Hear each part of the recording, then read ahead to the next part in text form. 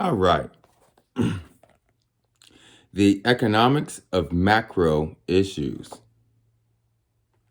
This is by Roger Leroy Miller, Institute for University Studies at Arlington, Texas, and Daniel K. Benjamin, Clemson University.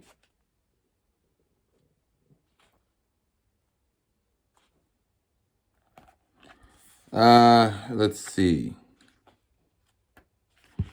Okay. Part 1, the miracle of economic growth. Part 2, the business cycle, unemployment, and inflation. Part 3, fiscal policy. 4, monetary policy and financial institutions. And 5, international trade and finance.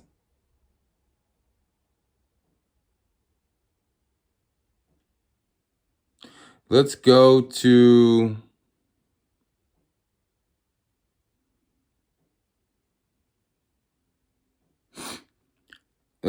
why we shouldn't let Latin America go under. Importance of Latin America to the United States, 183.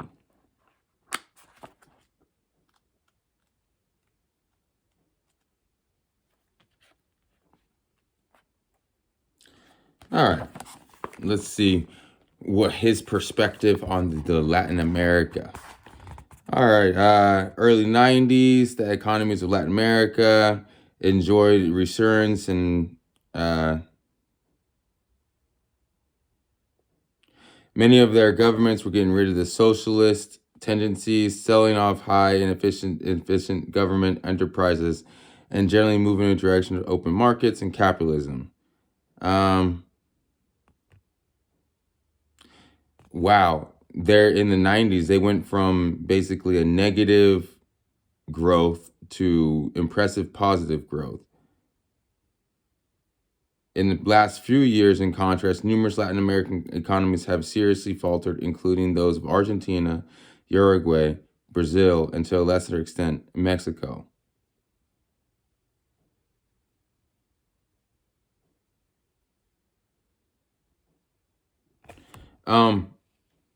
Yeah, I don't really think when I think of Latin America, I don't really think of Mexico. But it's Latin America. I was more thinking more like South America, but I guess they're just talking about Mexico. They're looking at it from Mexico from September 11th.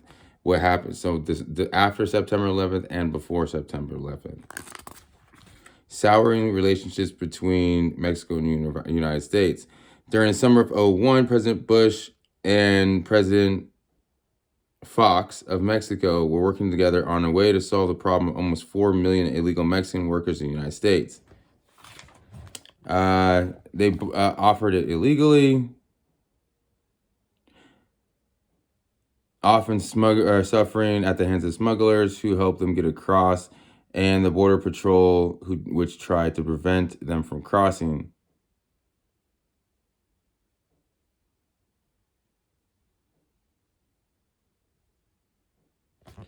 So after September 11th,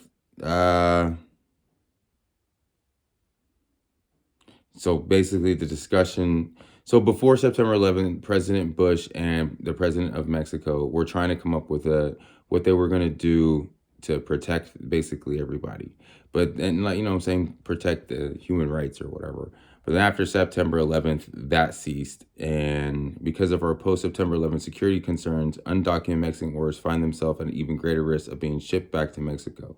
Not only do individual Mexican workers suffer from this policy, but so does the United States, because as we saw, we were better off with more rather than fewer productive Mexican workers. So that makes a lot of sense. I didn't know that. I mean, September 11th, I was 17. So most of my life has been after September 11th, 2001. So it's difficult for me to kind of understand the dynamics of after, because that's all I know is after. I wouldn't even understand what the policy would have been before. It's because after, we've been talking about building a wall and how horrible the Mexican immigrants are and all this other kind of stuff. But I didn't know before we were trying to work on it, and then September 11th happened.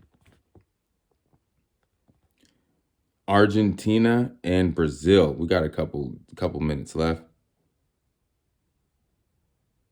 Oh, well, this is important. Some 20% of all U.S. exports go to Latin America. Yeah.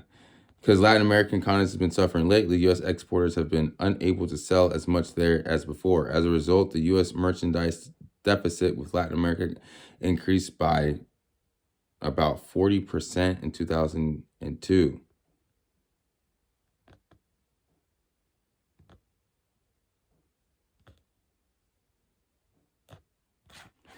Wow, I didn't know that.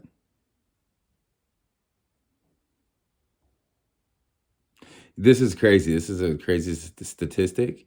And buyers beware. I guess, in the United States, we always think that we're going to be the best forever. But listen to this. In 1914, Argentina was the second richest country in the world based on per capita income. Today, it is no longer even in the top 50 of the world in terms of per capita income. In 2003 alone, it was estimated that Argentina's real GDP per capita fell over 10%.